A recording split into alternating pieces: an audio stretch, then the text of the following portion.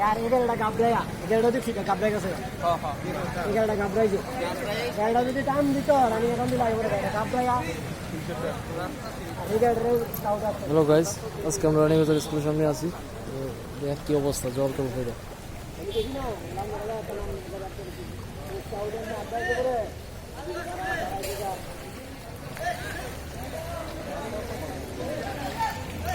দেখুন বুট নামানো হয়েছে।